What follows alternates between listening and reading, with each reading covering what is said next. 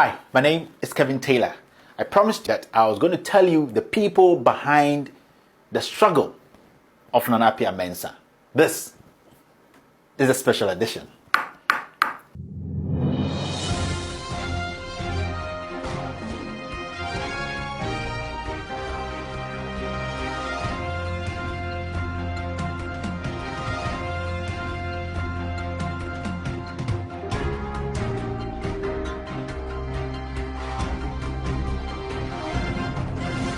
Respect, today I'll be telling you the people, yes, the politicians, the lawyers, the institutional heads who are behind the ordeal or were behind the scandal surrounding NAM1's business and the incarceration of Nana Appiah Mensah. As you can see on my right, the first guy there is called Ade. He is the Nigerian guy who posed as the prince of the Ashanti Kingdom when they met Horizon Royal Diamond. The one on his left is his counterpart, Charles Opoku Darko, the Ghanaian, who made sure, who actually started all this fraud. He is a Ghanaian, he's based in Accra, and I'll be telling you about him. The last time, these were the two guys I was talking about. These were the two guys who actually masterminded the fraud against the Dubai company. You can also see on the far left that there's this old man. Yes, his name is KK Amwa. He is the former Yoko boss. He's the immediate former Yoko boss. I'll talk to you about this man too. And as you can see, the Honorable is Anand Ankomah. Everybody knows it's Anand Ankomah. He's a renowned lawyer, and he's the kind of person who thinks that he can criticize people, but nobody has the right to criticize him because he's smarter than everybody else. He is smarter than everybody else in Ghana. Today, I'm going to break it down. This issue is not going anywhere. I'm going to make sure that I will reveal each and every single person who is involved in this NAM1 issue. We are going to make sure that the truth is thrown at Ghanaians for them to make their own judgment. Now, let's start this show today with our friend Ace Anand Ankomah. Ace Anand Ankomah is a lawyer, and as everybody knows, he's a renowned lawyer in Ghana. Everybody knows him. He's very vocal on TV, on radio. Now he's even around the country reading books to kids. Yes, he's reading books because his belly is full. Now, Ace Ankomah actually works for Benti, H.O. Letsa, and Ankomah Law Firm. It's a big law firm. Everybody knows about them. But somebody's going to ask, why is Ankomah in this NAM1 issue? Why is Ankomah? Ace Ankomah is the perfect guy. Ace Ankomah has been doing his job perfectly. He doesn't actually have anything connected to NAM1, or he doesn't actually have any crime connected to him as a lawyer. Now, I'm going to tell you, and I'm going to make sure you make your own judgment after this episode. This episode is packed with evidence pointing to so many people. Very, very visible evidence that you can make your own deductions after I am done. Now, the reason why I want to start with Ace Ankomah is simple. Now, we know the story about Nana Appiah Mensah, how Nana Appiah Mensah got caught in Dubai when he was trying to go get his 750 kilograms of gold worth $39 million. The reason why the Horizon company came to Ghana was because they had first-class evidence. They had pictures. They had statements. You know, when these guys traveled all the way to Dubai, there were CCTVs, they caught them, so many. They had evidence to prove that they knew the people who defrauded them. They knew the two fraudsters. And these guys were the guys they were coming after because they knew that these guys were based in Ghana. So Horizon Royal Diamond came to Ghana, and God being so good, the lawyer they found to help them approach Yoko about this issue is Ace Anand Ankomah. This guy. So technically in Ghana, Ace Anand Ankomah is the first person who came in contact with Horizon Royal Diamond about this case. When I say in contact, it's the first person who heard Royal Diamond make a complaint about this case. And the funny thing is, they sat with Ace Ankomah and explained to him. They showed him details, how it started and where it ended. They showed him pictures of the people involved in this crime. They showed him the pictures of Charles Opoku Darko. They showed him pictures of Ade, the criminal. Ace, as a very, very renowned lawyer, knew what he was getting into. And he nodded to these people and said, you know what? I'll take the case. I'll make sure that these fraudsters, they are Ghanaians, and they are arrested. So Horizon actually put so much faith in Ace Annan-Ankomah, and then Ace Annan-Ankomah said that, you know what, I'm going to talk to Yoko, and then we're going to make sure that the legal processes are being adhered to. Now, don't forget that Ace Annan-Ankomah's uncle is KK Amwa, who is the former Yoko boss. So there's a telepathic play here, you know, synchronizing and the systematic coercion. So Ace Annan-Ankomah actually made it easy for Yoko and said, you know what, I have direct contact with the head of Yoko. I can make sure this works. The same time, Nana Appiah-Mensah had heard on TV and on radio that he was practicing a Ponzi scheme and that he has defrauded a company in Dubai.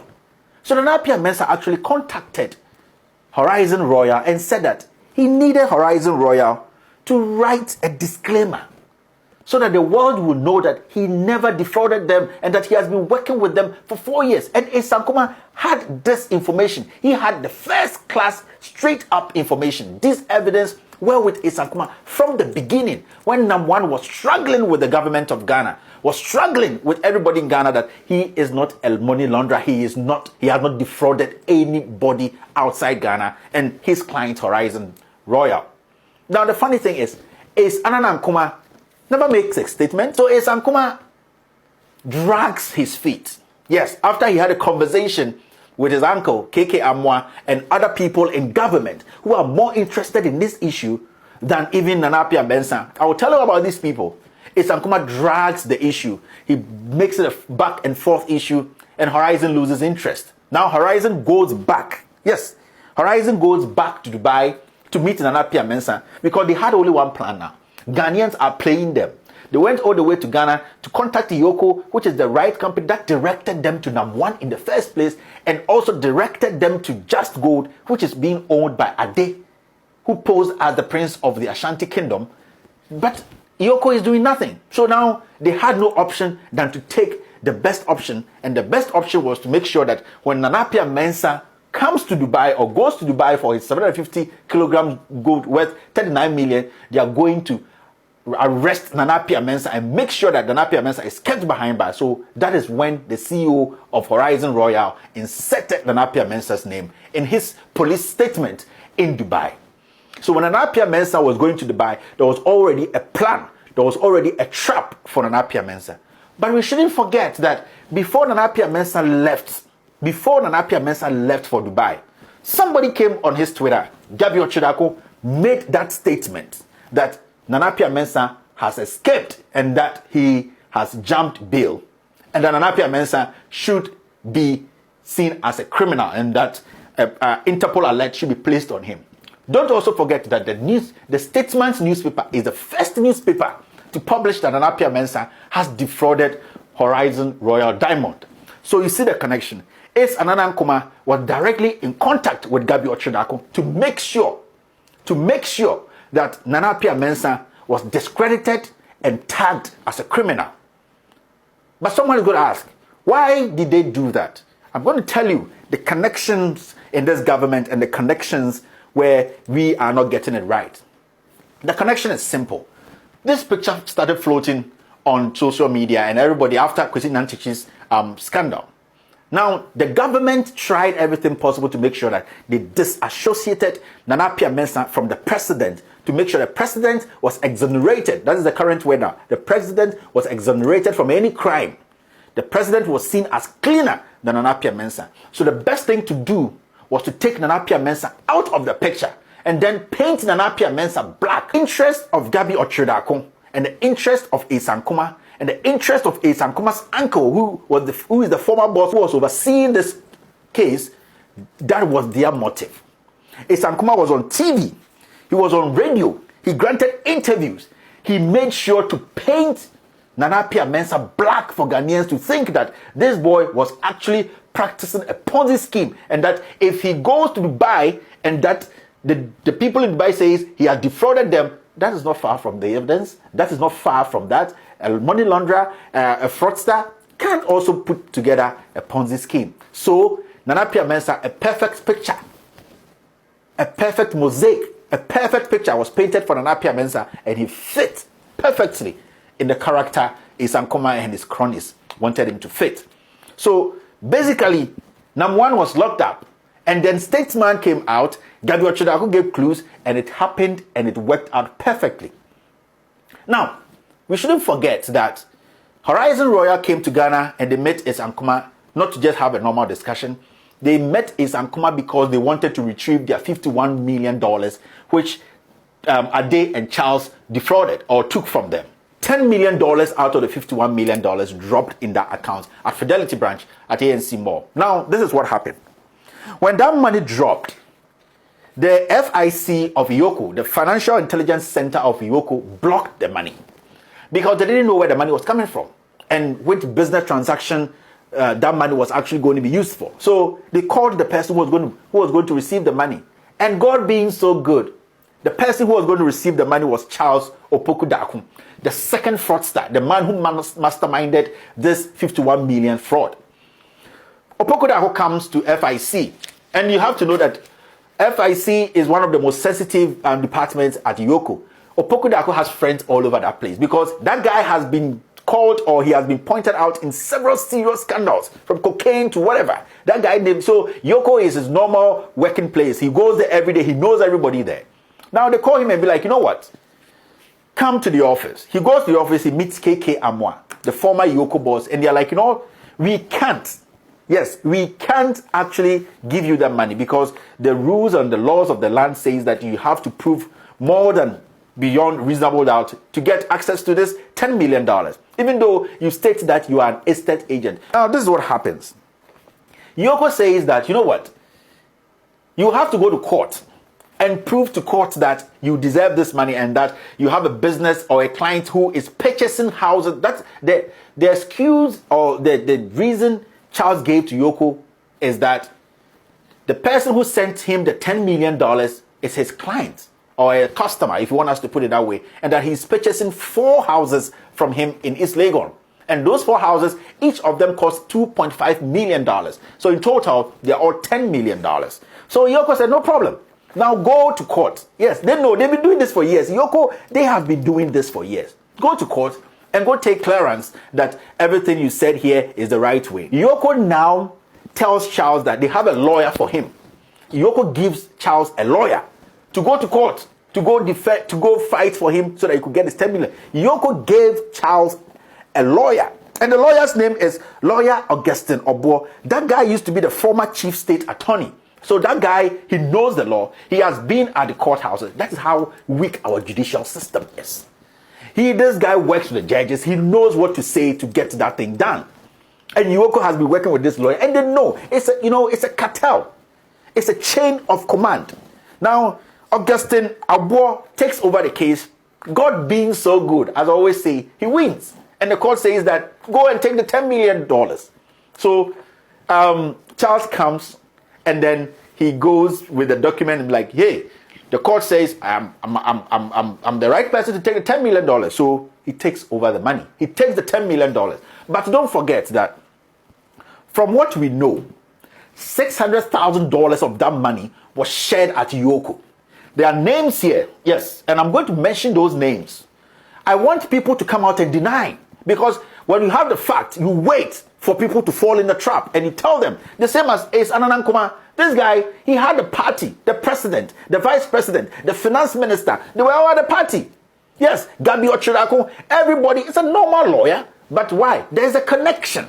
This guy is so glued, he's so glued to the Jubilee House, so glued to these politicians that he's basically their surrogate. He goes on TV, goes on radio to paint Nana Pia Mensah black, even though he has the hard evidence that Nana Pia Mensah never committed any crime. Nana Pia Mensah is not practicing any Ponzi scheme in Ghana, but this guy is Ankomah. Ace Ankomah. The almighty Ace Ankomah is the first person who knew that Nana Pia Mensah wasn't guilty on this issue. Now, this is what happens. After the guy takes the $10 million, $600,000 is shared at Yoko. And the list is here. You see, I keep telling people, we don't just say things because we want to disrespect anybody or we want to go against them. We say things because we have hard copies and hard evidence to it. $600,000 was shared, so the issue was discontinued. Now, I would like to ask, when this issue came up, Yoko boss should have known he knew that Charles and Ade were the suspect, and they were the right suspect because the Horizon Company came down to Ghana to report them. They had the evidence. Why didn't they report it to the IGP? Why didn't they report it to the Attorney General? Why didn't they report it to the right quarters, the Foreign Affairs Minister? Why? It is because it was a political thing. They wanted to make sure that Nana Mensah is taken out of the picture to clear the precedent. Nana Addo Dankwa Akufo-Addo. This is the hard truth. My fellow Ghanaians, I am here to let you know where the money ended. We are following the money and we will get to the last cent. So this is what happened. Sam Kumah basically committed crime. He committed treason. He sold his country. Yes, he sold his country to another country, all because the enviness, the greed. These people, he should come out and defend himself that he never knew from the start. Sam Kumah should come out. Yoko Boss, KK Amwa, former Yoko Boss, they should all come out to tell us they never knew that Charles and Ade were the fraudsters, and that when Horizon came, they didn't show them hard copies and pictures of these guys defrauding them. This is how bad our country is, my fellow Ghanaians. This is how bad. And you know what hurts? What hurts is Namwan was painted so black to the point that the guy could not clear himself. I don't care if Namwan's registration of his companies had some lapses. It is right for the law to deal with him. But for a lawyer to have hardcore evidence about fraudsters who have defrauded a foreign company over $50 million and to keep that, stuck that in your dirty ass, come sit on TV and speak like you know nothing about it, it is disgusting. And these people have to be spoken against. These are liars who walk around telling people that they have credit. They have nothing. My fellow Ghanaians, let's get real here. The Bank of Ghana wasn't able to sue Namwan because they knew that Namwan wasn't taking deposits. Namwan wasn't taking deposits. Namwan, he wasn't taking deposit. Namwan was doing a gold business. He was working within the confinements, the regulations of the institutions. I mean, the Bank of Ghana and the Security Exchange Commission. Why do you think Bank of Ghana couldn't sue Namwan? Why do you think SEC couldn't sue Namwan? It is because they knew the guy was working in the frame of the law. And that if there were lapses in his business, it was an academic thing to do, whereby they were supposed to call him, rectify the situation. It does not mean Namwan has to be behind bars today as I speak, because the guy had some lapses in registering his company. They set a trap and they put Namwan in there. This is absurd, my fellow Ghanaians. My fellow Ghanaians, the honest truth is, we have names. Every week I'll be releasing this Namwan scandal. I'll make sure the truth comes out. This guy has to come out of prison and pay his client. Namwan should be able to step out of cells. He should be able to step out of prison and engage his customers and pay them. Namwan can't be behind cells because he registered a company that people think that the registration wasn't the perfect one. That one can be sorted. His passport can be seized. Namwan's passport can be seized. He can be under our house arrest. But he has the right to enjoy the first fundamental right of every human being. That is his freedom to move around and speak to his fellow Ghanaians, especially his customers, about the plans and how he plans to pay them. That is how we treat humans. These people are liars. These people you see on your TV, on your radio, on your whatever, they are liars. They cook up stories and they frame people up. I am not here to defend Namwan. I am here to make sure the right thing is done and justice is served. My fellow Ghanaians, this is just the beginning. I am going to bring out names, email chats, text messages, WhatsApp conversations about how these fraudsters were able to penetrate the government, were able to pay people off. Media men who have paid hard currencies to make sure that Nana Mensah takes this blame. Your chats are here. Your emails are here. Your WhatsApp messages are all here. Everybody who took a penny to make sure that Nana Mensah took blame for what he did not commit, we will make sure that everybody is disclosed. This country has come too far to allow such dimwits, such criminals and thugs to take over this nation. My fellow Ghanaians, my name is Kevin Ekobedu Taylor, and this is With All Due Respect.